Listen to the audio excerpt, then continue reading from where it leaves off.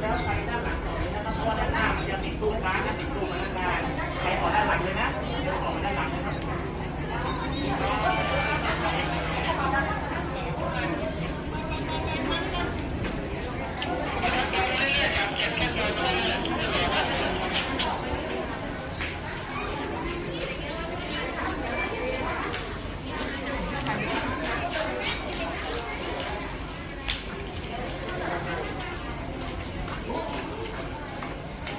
เดินไปข้างหลังเลยนะครับอย่าเดินขวาประตูเดินไปข้างหลังเลยครับ